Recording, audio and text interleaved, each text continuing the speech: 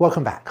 Last week, you learned about instruction tuning for large language models as well as PEFT. This week, we'll dive into RLHF, reinforcement learning from human feedback. One of those techniques that you may have heard about in the news, maybe, but how does it actually work? We'll take a deep dive into that, as well as the second, I think, very exciting topic on how to use LLMs as a reasoning engine and let it call its own subroutines to create an agent that can take actions.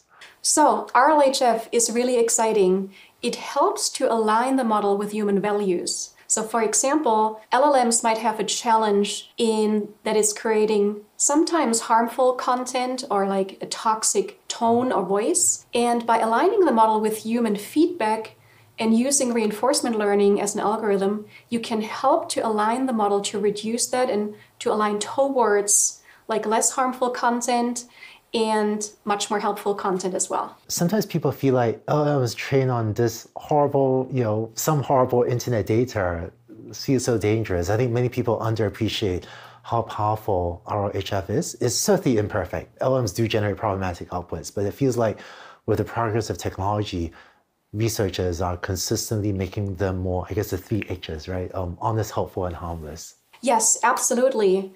And I'm going to be joined this week, by the way, by an applied scientist from Amazon who will explain a little bit behind the algorithms being used in reinforcement learning for this purpose. So I'm looking forward to that. This is EK, right? This is EK, exactly, yes. Who's going to join us. Definitely. We also invited Dr. Nashley Sepus, who's going to talk with us about responsible AI as well. That's right.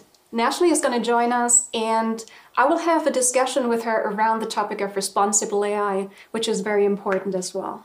And I'm really glad that you were spending so much time on this. AI risk is something that a lot of people are rightfully thinking about. And I think the seriousness with which certainly all major AI teams that I know of are taking this, and the resources, effort, depth of thought. We're far from perfect, but certainly feels like the community is working very hard to get better at this every year. Right. And then in addition to responsible AI and tuning the models using RLHF, the other technique that I'm excited about is using LLMs as a reasoning engine and giving them the power to make their own subroutine calls to maybe do a web search or take other actions. Definitely, and we'll get into that inside this lesson, and we'll talk about some techniques that allow you to get around some of the limitations that we see with large language models by allowing them to reason, take action through techniques like react. We'll also talk about Rag, which allows you to also access external sources of information.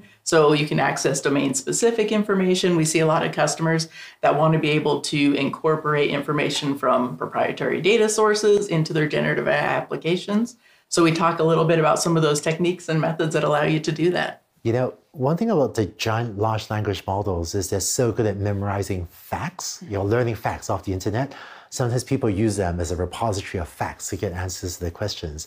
But I think there's a different and maybe I think more helpful way to think of the LLMs, which is if it's a reasoning engine and you give it APIs to go get its own facts.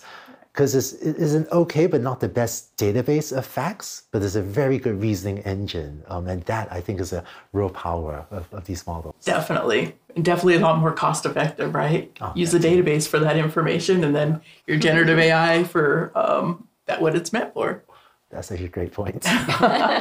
And so with that, this final week has so much exciting stuff.